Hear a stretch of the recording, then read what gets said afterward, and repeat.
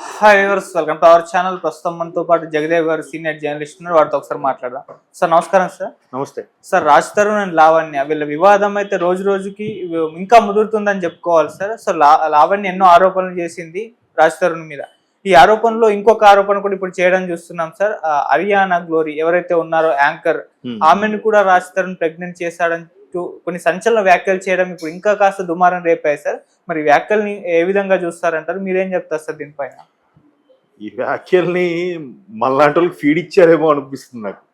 అంతేగాని అంటే almost all 1 month అయిందా ఈ టాపిక్ స్టార్ట్ అయ్యి, ఆమె కేసు పెట్టడము, ఇష్యూ అవడము, మళ్ళీ ఆయన పురుషోత్తముడికి దేనికో ప్రీ రిలీజ్ ఏదో రావడం, దానికి మన మీడియా మిత్రులు కొంచెం దారుణంగానే మాట్లాడారనిపించింది నాకు. ఎందుకంటే ఆయన నా హిట్ సినిమా కూడా ఎంతమంది ఎప్పుడు రాలేదు అని అంటే, మీ సినిమాలకు ఎవరంత ఇదవుతారు సార్, మేము ఈ విషయం మీద ఎంతమంది వచ్చాం సార్ అని ఒక జర్నలిస్ట్ సోదరుడు అన్నాడు. అది కరెక్ట్గా, అంటే మేము జర్నలిస్టులమే అనుకున్న వాళ్ళందరూ అట్లా తప్పు. అది అంటే మరి కొంచెం ముందుకెళ్ళి మాట్లాడి ఎదుటివాడిని కించపరిచేలాగా అనిపించింది నాకైతే. అని మీరు పెద్ద హీరోయిన్ కాదు, మీ దానికి ఎవరు వస్తారు, ఈ విషయం ఉంది కాబట్టి వచ్చాము అని అన్నట్టుగా అన్నారు. బట్ ఆయన అప్పటికి అదే ఒక హీరో కానీ హీరోయిన్ కానీ మాట్లాడేది ఇప్పటికి అందరూ లైసిపోయి ఒక్కొక్కరు మైకులు పెట్టి మరీ స్పీచ్లు ఇచ్చేసేవారు, ఇప్పటికి అన్నిట్లో ట్రోల్స్ చేసేవారు. అది తప్పు అనిపించింది. సో మొత్తం మీద ఈ వ్యవహారం చూస్తే నాకు నేనింతే సినిమాలో, పూరి జగన్ గారి సినిమాలో ఆ పాట ఉంటుంది అనమాట. సినిమా కృష్ణానగరే మా పాటలో మేము ఎంత చేసినా మేమంటే ఏదో చిన్న చూపు ఉంటుంది ఎక్కడో మీకు అన్నట్టుగా ఆ పాటలో వస్తుందండి. నాకు అది కరెక్టే అనిపించింది. పూరి జగన్నాథ్ గారు ఏది చెప్పినా కూడా కొట్టొచ్చినట్టు చెప్తాడు. సో కరెక్టే అనిపించింది. ఇప్పుడు ఇంత వ్యవహారం ఇది అయిన తర్వాత సినిమా వాళ్ళు ఇంతేరా.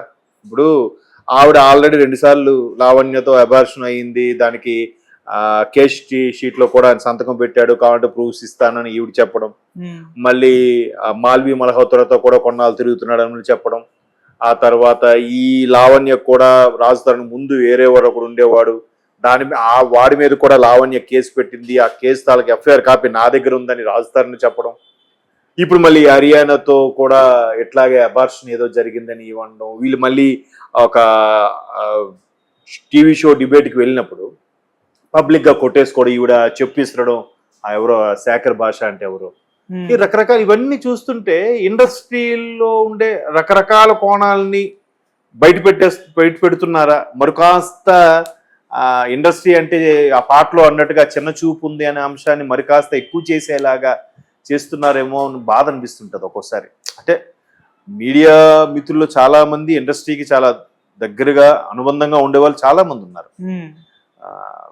ఇందులో ఒక సినిమా హిట్ అవ్వడం, లేదంటే కొన్ని సినిమాల గురించి బాగా హైప్ తీసుకురావడానికి కూడా ఈ మాధ్యమం మీడియా అనేది బాగా ఉపయోగపడుతున్న సందర్భంలో ఇట్లాంటి వ్యవహారాలు మీడియాకు వచ్చేసరికి కొంచెం తక్కువ చేసుకుంటున్నారేమో అని అనిపిస్తుంది వాళ్ళ పాత్రల్ని. సో ఈ లావణ్య రాజ్ తరుణ్ వ్యవహారం కూడా చాలా హీట్ ఎక్కుతూ ఉంది. ఆయన పాపం రాజ్ తరుణ్ కూడా సినిమా గురించి అడగకుండా దీని గురించి పర్టికులర్గా అడగడం, ఆయన నవ్వలేక నవ్వుతూ చెప్పడం అనేది కూడా నాకే ఇబ్బందిగా అనిపించింది. పాపం ఆయన ఎంత ఇబ్బందిగా పడి ఉంటాడు కదా. ఇప్పుడు ప్రతి ఒక్కరికి ప్రతి ఇండస్ట్రీలు కూడా గట్టిగా మాట్లాడితే ఇలాంటివి సర్వసాధారణంగా ఇవాళ రేపు కనిపిస్తున్నాయి.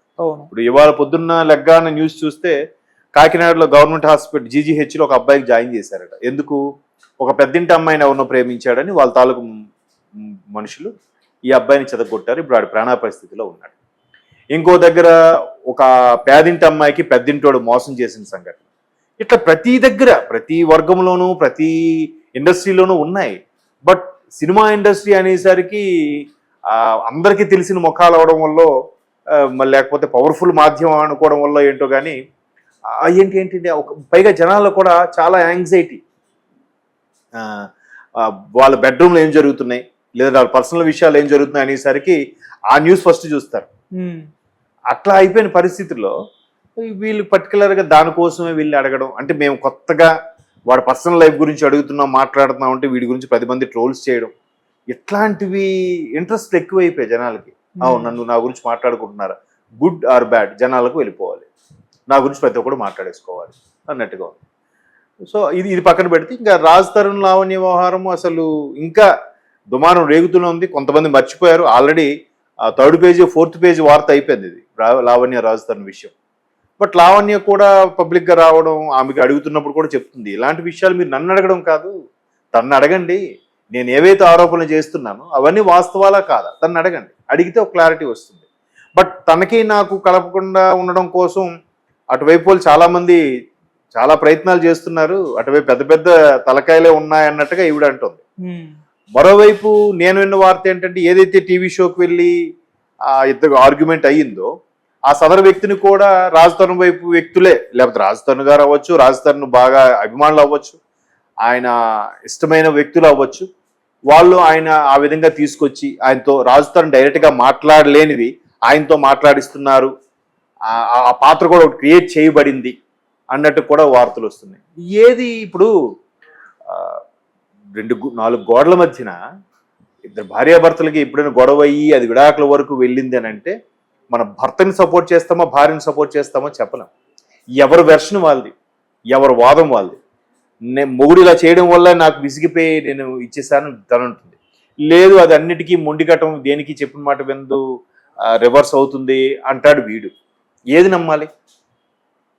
ఇంకా రకరకాలుగా, ఇంకా ఈ మధ్యకాలంలో వచ్చిన విడాకుల కేసులు చూస్తే భయంకరమైన ఆరోపణలు కూడా చేసుకుంటున్నారు. ఆఖరికి మొన్న ఒక సోదరి ఇలాగే విన్నాను, వాడు ఎందుకో సరిగ్గా సాటిస్ఫై చేయలేకపోయాడు, అందుకే నాకు నచ్చట్లేదని కూడా చెప్తాను, ఓపెన్ గానే పబ్లిక్ గానే. అంటే ఇది ఎలాంటి విషయం? ఇది 4 గోడల మధ్యలో ఉండాల్సిన అంశాన్ని కూడా అంత ఓపెన్ గా బయటికి చెప్పి, అంటే నిజంగా వాళ్ళ విషయం ఉందా లేదా విషయం పక్కన పెడితే, వాడితో విడిపోవాలనుకున్నప్పుడు వాడి మీద ఏం చెప్పడానికైనా సిద్ధమే.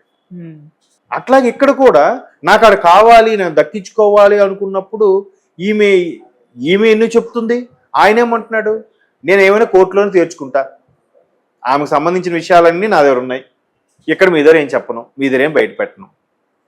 ఒకవేళ బయట పెడితే మేబీ మీడియా ద్వారా కూడా త్వరగా అన్ని, అమ్మో ఆ పలానా విట్నెస్తో మనోడు రాజుతో రెడీగా ఉన్నాడంట, పలానా విట్నెస్తో లావణ్య సిద్ధంగా ఉందంట, సో దాన్ని ఎలా కవర్ చేయాలి, దాని నుంచి మనం ఎలా డిఫెన్స్ ఆడాలి, సో ఆమె ఆ డాక్టర్ సంబంధించిన కేస్ షీట్లు ఏవి ఆవిడది ఉన్నాయి, సో ఇది మనం మొదటిసారి కాదు రెండోసారి, లేదా నేనేదో గార్డియన్గా సైన్ చేశాను అన్నట్టు ప్రూవ్ చేసుకోవాలి అన్నట్లుగా మీడియాకు వార్త పొక్కిన మరుక్షణం దీని గురించి మనం ఎలా డిఫెన్స్ ఆడాలన్నట్టుగా వాళ్ళ లాయర్తో డిస్కస్ చేసుకొని రెడీగా పత్రాలు రెడీ చేసుకుంటున్నారు.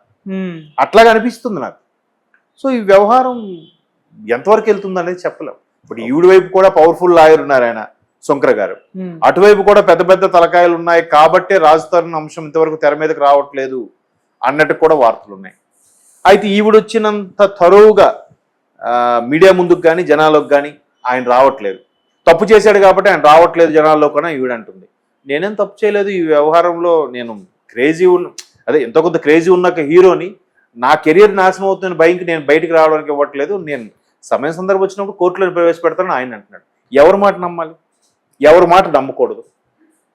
ఆమె నిజంగా అంత అయినాడు ఇంతగా పాపులాడడం ఎందుకు, ఇంతగా పట్టుకొని వేలబడ్డం ఎందుకు, ఏది వాస్తవం ఈ చెప్పలేం. అది అందుకంటాను కదా, భార్యాభర్తల గొడవల్లాగే ఇక్కడ నేను ఇద్దరు కలిసే ఉన్నాం, సహజీవనం చేశాము, పెళ్లి కూడా చేసుకున్నాము, ఆవిడ కొన్ని ఫొటోస్ కూడా చూపించింది, గృహప్రవేశం అయినప్పుడు భార్యాభర్తలు ఎలాంటి పట్టుబట్టలు కట్టుకుని ఉంటారో అటువంటి ఫోటోలు అలాంటి కూడా షేర్ చేసింది. అవన్నీ చూస్తే ఏమో ఫ్రెండ్గా కూడా అలా వెళ్ళొచ్చు కదా సంప్రదాయబద్ధంగా, మీ ఇంట్లో పూజ ఉందని పిలిచింది అందుకే సంప్రదాయంగా వెళ్ళానని చెప్తాడు, దానికి విట్నెస్ ఏది, ప్రూఫ్ ఏది? కాబట్టి ఎవరి వెర్షన్ వాళ్ళది ఎంత త్వరగా తేల్చుకొని కుదుర్చుకొని ఒక రాజీకి వచ్చేస్తే బెటరు. బట్ వీడి వైపు కూడా ఇవి కావాలని డబ్బు కోసం చేస్తుంది అనే వాళ్ళు ఉన్నారు. లేదంటే ఇండస్ట్రీలో మగాళ్ళు అలాగే ఉంటది, హీరో ఓరియంటెడ్ ఇండస్ట్రీ మంది, సర్వసాధారణ ఇలాంటివన్నీ. ఇప్పుడు హర్యానాకి చేశారు ఏదో అంటున్నారు, అనవసరంగా ఆ అమ్మాయిని మళ్ళీ తెర మీదకి లాగారు. అమ్మాయి ఏదో బిగ్ బాస్కి ఏదో వచ్చినట్టుంది, తర్వాత ఏదో గెస్ట్గా ఏదో చేసుకుంటున్నట్టుంది హోస్ట్గా, నిజంగా ఉందో తెలియట్లేదు, ఇంకెన్ని రోజులకి తేలుతుందో అన్నట్టుగా ఉంది పరిస్థితి. Okay sir, thank you so much sir.